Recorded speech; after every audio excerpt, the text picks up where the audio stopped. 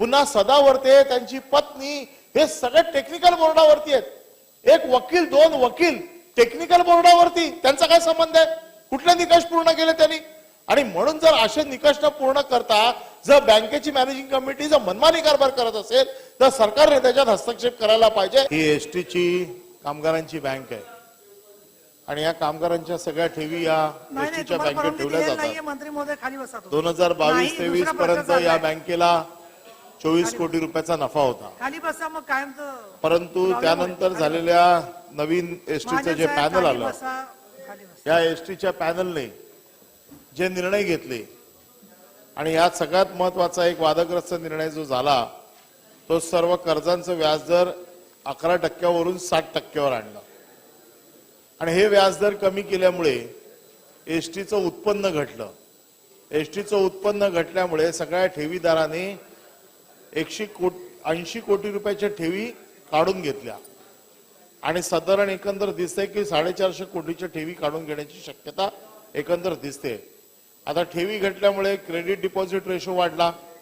या सगळ्या अडचणी एकापाठोपाठ एक निर्माण झालेल्या आहेत आणि त्यामध्ये या बँकेत जो मनमारी कारभार चाललाय, या बँकेमध्ये मॅनेजिंग डायरेक्टर म्हणून ज्यांची अपॉइंटमेंट केली गेलेली आहे त्यांची अपॉइंटमेंट कुठल्याही निकषावरती, कुठल्याही नियमामध्ये बसत नाही। त्या संदर्भामध्ये कमिशनरला, कोऑपरेटिव्ह कमिशनरला लक्ष घालण्याचे आदेश हे रिझर्व्ह बँकेने दिलेले आहेत।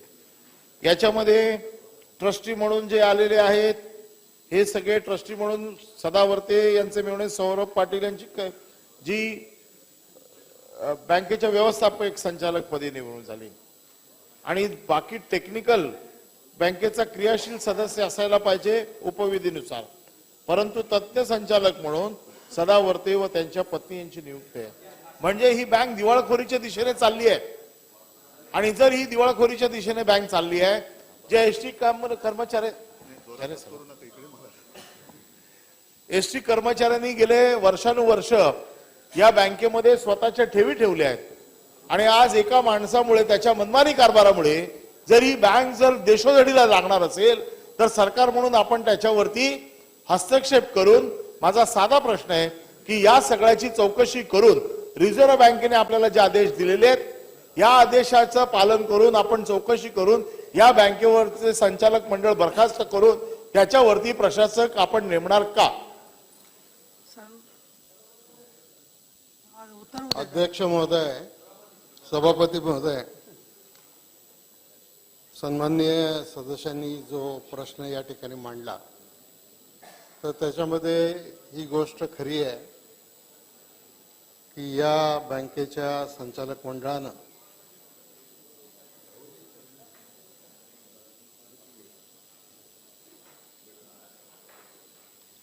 ,9% आणि 14% जो व्याजदर होता त्याच्याऐवजी 7%, 7.5% पर्यंत कमी करण्याचा निर्णय घेण्यात आला। आता त्याच्यामुळं, भीतीमुळं आपले पैसे सुरक्षित आहेत की नाही या भीतीमुळं जवळजवळ 180 कोटी रुपयाच्या ठेवी ठेवीदारांनी काढून घेतल्या, हे सुद्धा खरं आहे।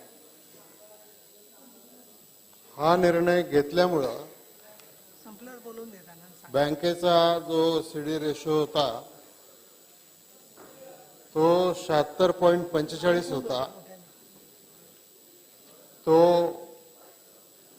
95.12 इतका झालेला आहे।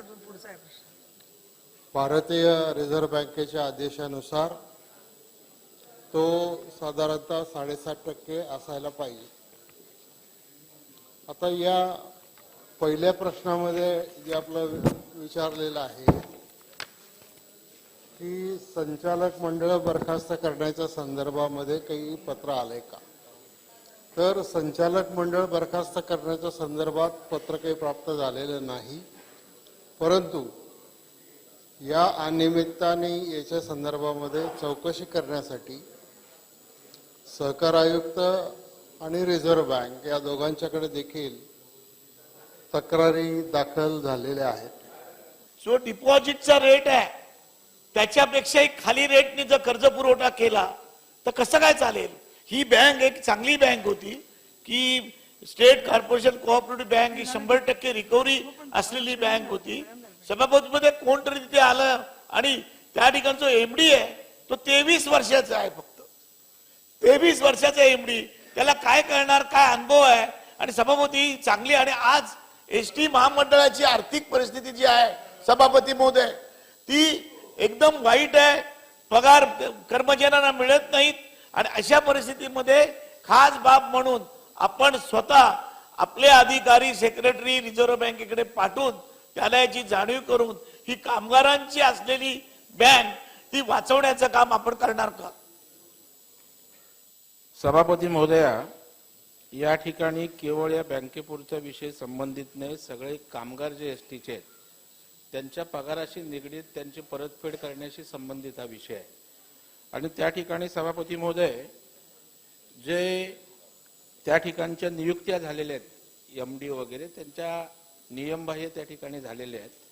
आता चौकशीचे आदेश दिलेले आहेत. तर मला वाटतं मंत्री महोदय आपण स्वतः लक्ष घाला, कारण बँकेचा सीडी रेशो त्या ठिकाणी वाढलेला आहे. जवळपास 65च्या आसपास असायला पाहिजे तो 85 वर गेलेला आहे. त्याच्यामुळे बँकेची अत्यंत दयनीय अवस्था आहे. तर मला वाटतं त्यात लक्ष घालण्याची आवश्यकता आहे. सहकार मंत्र्यांनी केवळ, आणि माझी एक मागणी आहे या निमित्ताने सहकार मंत्री महोदय, की आपण अधिकार सगळे दिलेत रिझर्व्ह बँकेला. रिझर्व्ह बँक तिकडे ना हेरिंग घेत ना तिकडे नोटीस पाठवत, एका वेळेला त्या ठिकाणी डायरेक्ट प्रशासकाची ऑर्डर त्या ठिकाणी नियुक्त करते. तर त्या संदर्भात पण शासन स्तरावर विचार करा. तुम्हाला मॅनेजिंग कमिटीला डायरेक्टर नेमायचा अधिकार, एमडी नेमायचा जरी अधिकार असला तरी त्याचे निकष पूर्ण केलेले नाहीयेत ना. आणि रिझर्व्ह बँकेनेच दिलेलं आहे पत्र की निकष पूर्ण केलेले नाहीयेत. जर निकष पूर्ण केलेले नसतील तर त्याला बाजूला काढण्याचा अधिकार तर कमिशनरला आहेच.